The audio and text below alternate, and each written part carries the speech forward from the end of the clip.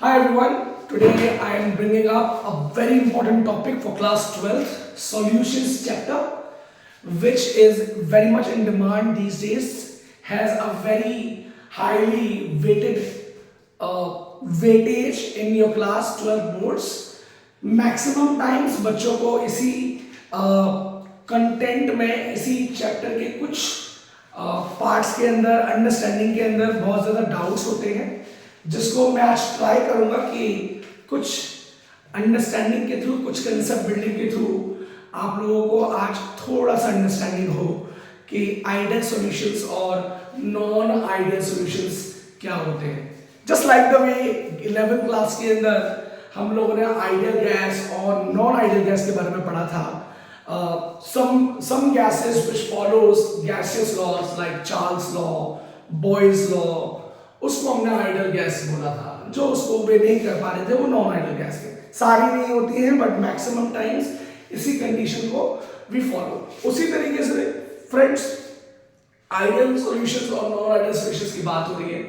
इसके अंदर भी नॉट ऑल द टाइम, लेकिन यस आइडियल सॉल्यूशंस के और नॉन आइडियल सॉल्यूशंस की कैटेगराइजेशन के अंदर देयर आर सम फैक्टर्स जो बहुत ही सिग्निफिकेंट रोल प्ले करते हैं।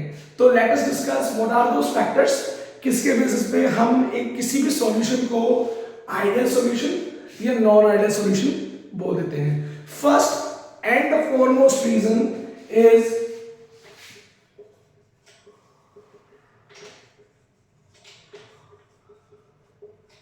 all ideal solutions will be following Raoult's law। मैं दोबारा बोलता हूं, सारे के सारे आइडियल सॉल्यूशंस राउल्ट्स लॉ को फॉलो करते हैं। What is Raoult's law? इन्होंने बोला पार्शियल प्रेशर ऑफ ए, जो कि एक्सपेरिमेंटली एक ऑब्जर्व्ड प्रेशर था, एक्सपेरिमेंटली प्रूव करा हुआ था, इसकी वैल्यू निकाली गई थी, ये हमेशा P नॉट ए जीटा ए के बराबर आएगा, जो कि कैलकुलेटेड वैल्यू है।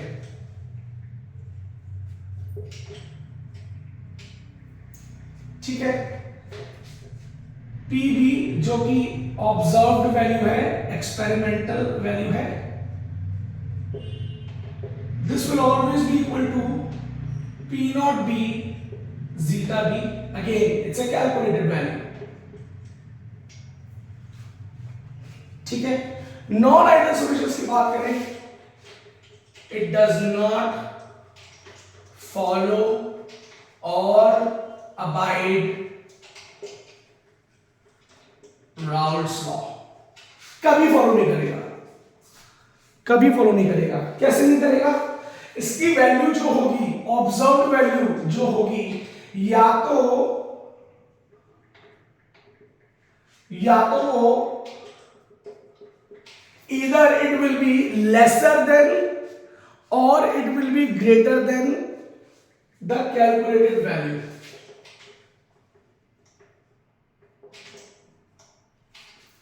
लेसर देन और ग्रेटर देन, अगेन ये जो नॉन आइडियल सॉल्यूशंस है ये आपके आगे जाके दो पार्ट में डिवाइड होते हैं। It there is a positive deviation, there is a negative deviation. हम उसके लिए एक अलग वीडियो बनाएंगे, उसके लिए एक अलग तरीके से आपको डिस्क्रिप्शन दिया जाएगा to understand better what are non ideal, positive deviation and negative deviation solutions. तो अभी के लिए we'll stick to ideal and non-ideal solutions। तो पहला difference is Raoult's law। Second difference is delta V mixing is equal to 0। Delta V का मतलब दोस्तों, ये आपके पास एक आइडियल सॉल्यूशन है जिसके अंदर A मॉलिक्यूल्स हैं, ये आपके पास एक B सॉल्यूशन है,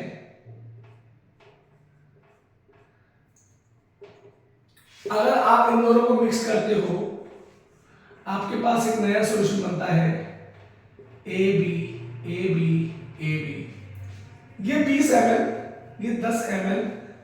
तो आपका जो फाइनल रिजल्ट आता है it is always 30 ml।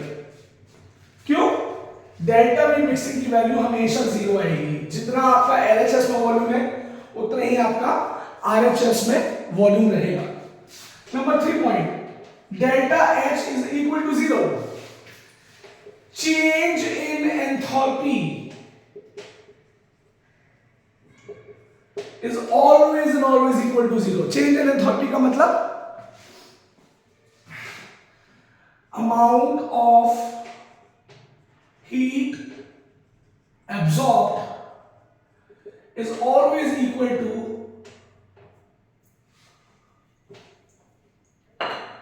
amount of heat released. Simple सी बात है, जितनी हीट मैं यहां पे एब्जॉर्ब करा हुआ है, यानी कि force of attraction of the molecules ये जितना ज्यादा वीक होगा ये उतनी ही कम हीट लेगा यहां पे। समझ रहे हो आप?